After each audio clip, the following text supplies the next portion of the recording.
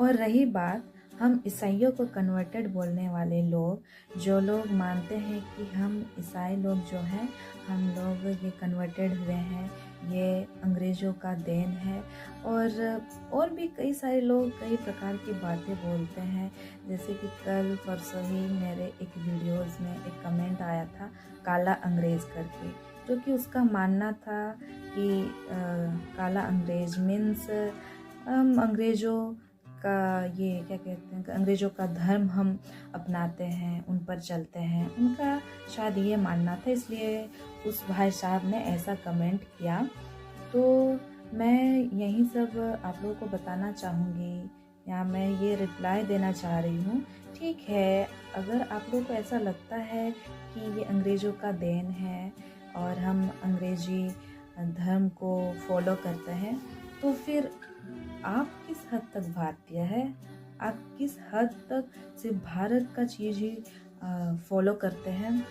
आप जिस mobile phone से वीडियो बना रहे हैं, वीडियोज़ देखते हैं, और क्या कहते हैं, जिस टेलीविज़न में आप न्यूज़ देखते हैं, और जैसे आजकल शर्ट, टी-शर्ट, पैंट्स, है ना, और भी कई सारे वेस्टर्न ड्रेस पहनते हैं, वो सब भी तो अंग्रेज़ों की देन है। वो सब क्यों पहने? तब हम धोती कुर्ता ही पहने। और हम मनुष्य की ज़िंदगी में ऐसा है कि 80-90% चीज़ जो है वो वेस्टर्न ही है, वो अंग्रेज़ों की ही देन है। सुबह जब हम लोग उठते हैं, उठने के साथ रात में सोने तक हम लोग जो कुछ भी चीज़ों को हम उपयोग करते हैं अपने दिनचर्या में, उसमें 80-90% तो अंग्रेज़ों की देन वाली वस्तुएं ही यूज़ करते हैं। तो फिर हमें उन सब चीज़ों को भी यूज़ नहीं करना चाहिए। क्यों यूज़ करें? वो तो अंग्रेज़ों की देन है। अगर आपका ये मानना है, आप लोग ये मानते हैं कि हमें अंग्रेज़ों की देन को यूज़ नहीं करना चाहिए, उनका फॉलो नहीं करना चाहिए। जब हम बीमार होते हैं तो उस समय भी तो हम अंग्रेज़ी दवा खाते हैं ना। जैसे बड़े बड़े बीमारियों का इलाज भी अंग्रेज़ी दवा से ही होता है। जैसे कैंसर हुआ, एड्स हुआ, और भी कई सारे बड़ी बड़ी बीमारियां। जैसे कुछ दिन पहले भी, है ना, कुछ साल पहले हमारे बीच में कोरोना वायरस आया, और भी ऐसे कई सारे बड़ी बीमारी, वो सब भी तो अंग्रेज़ी दवा से ही ख़त्म होता है ना। अंग्रेज़ी दवा से ही उस बीमारी का इलाज होता है।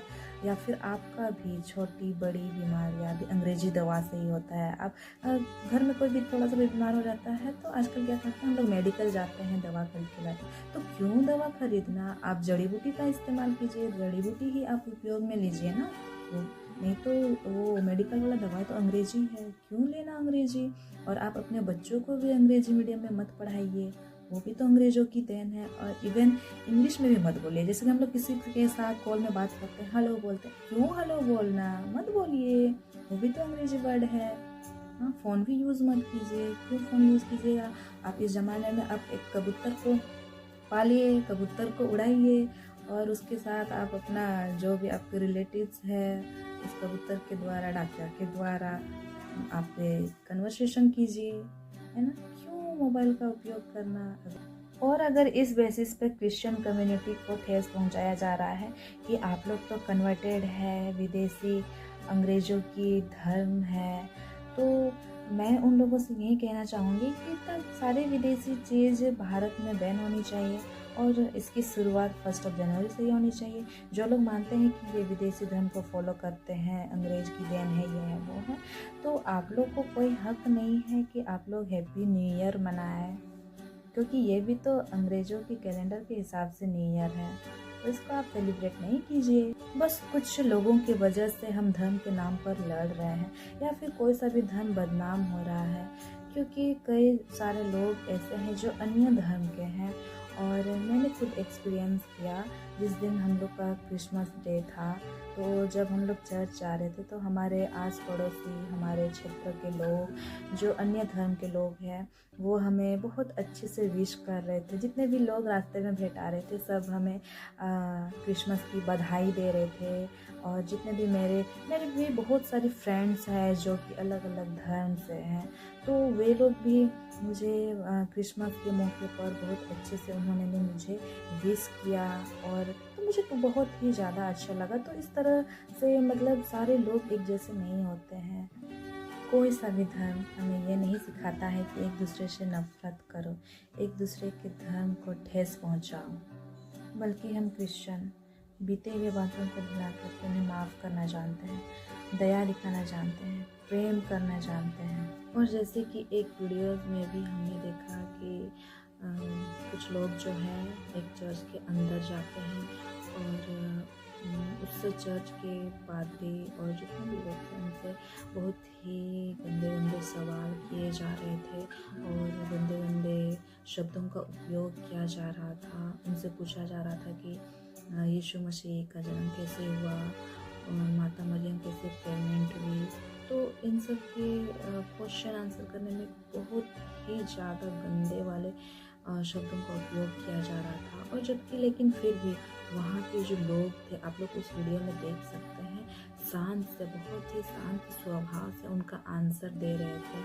और आंसर दे रहे थे, वे बता रहे थे कि पवित्र आत्मा के द्वारा, और वे दे रहे थे, लेकिन वो सुनने को तैयार ही कहाँ थे। उल्टा वो गंदा गंदा गाली दे रहे थे, गंदे गंदे शब्दों का उपयोग कर रहे थे।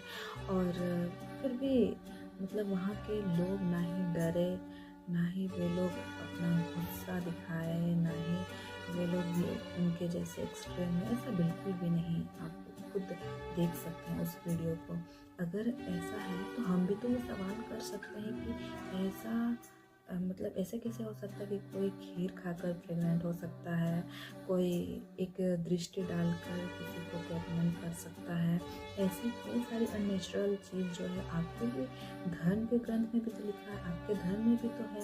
तो अगर उस विषय पर हम भी क्वेश्चन करेंगे तो आप तो उसका पता नहीं एकदम कितना बड़ा आप इशू मतलब हो जाता उस बात का।